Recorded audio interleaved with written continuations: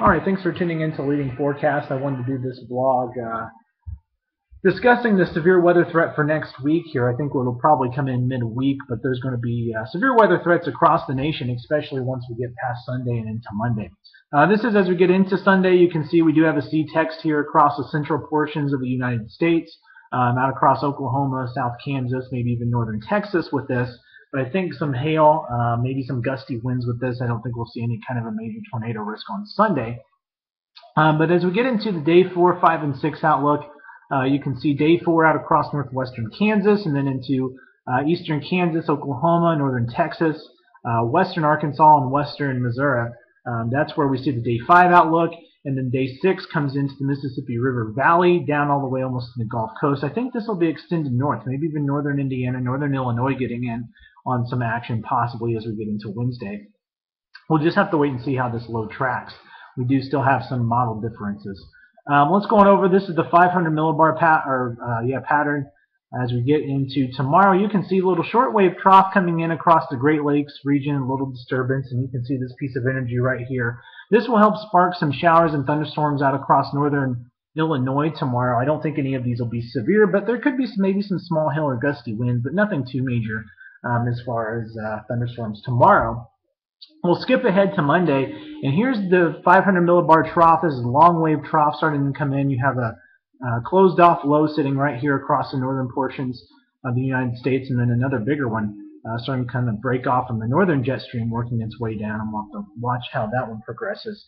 As we get into Tuesday, starting to get some divergence and diffluent flow here aloft, and you can see your trough starting to dig in, starting to take on kind of that positive tilt look, which isn't exactly what I enjoy seeing for the potential for a tornado outbreak. Usually like to see that more negative tilted. As we get into Wednesday, here's that big low pressure system we were watching. Here's the big trough starting to take on more of kind of a neutral tilt as we get into Wednesday. Going on over, this is the surface map here. You can see low pressure system up here tomorrow. There's those showers and maybe a couple thunderstorms that we were talking about. Skipping ahead as we get into Sunday, here's the low starting to try to develop off the Rockies as we get into Sunday night and into early Monday morning. By Monday afternoon, low pressure center sitting down towards Greensburg, Kansas. Already starting to see warm air advect northward with this storm, and there's where we start to see those thunderstorms start to develop out ahead of that low pressure system as we get into Monday. As we get into Tuesday, the GFS taking the low up north towards Wisconsin. We have a big cold front that drags down across the Midwest. Showers and severe thunderstorms start breaking out along this cold front as it does start to progress east with damaging winds, large hail, and possibly tornadoes. And as we get into Thursday, big cold front getting dragged across pretty much the entire eastern United States here, with some cold air really starting to build into the west side of that cold front, with showers and severe weather down to the southeast as we get into Wednesday into Thursday. Taking a look, this is just a quick moisture, looking at the moisture advecting northward as we get into Monday. Plenty of dew points spreading up across the plains here. 60 to 65 degree dew points from Texas all the way up into Kansas, Missouri, maybe even southeastern Nebraska. Taking a look, this is an early Wednesday cold front coming down through Indiana, taking kind of a closer look here at us. That's when I think our best chance of severe weather, at least according to the weather forecast models right now, will be as we get into the early morning hours on Wednesday, probably between, if the forecast models were right, hypothetically, would be between the hours of about 5 a.m. and 9 a.m. But these are going to change. The timing of this is going to change.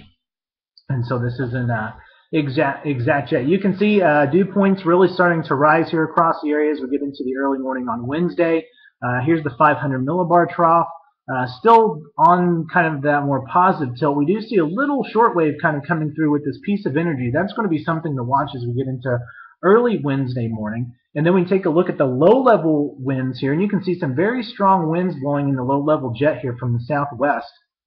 The question I have is this could help enhance the storms that start to come through and may help us with the severe risk, especially with the squall line risk, as these strong winds at mid-levels and then lower levels between mid-level and the ground force these storms together and could cause a pretty interesting severe weather event as far as damaging winds as we get early into the morning on Wednesday.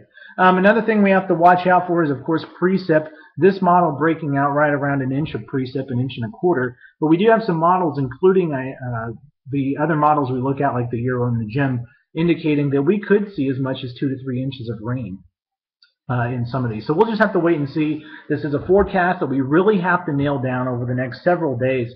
It's just so far out, and these storms are so localized that we really can't tell you this far out. We can just tell you that there is a chance of severe weather. And the Euro model does look a lot different, tracking the low to the south, which may end up being the final solution to this storm, but we'll just have to wait and see.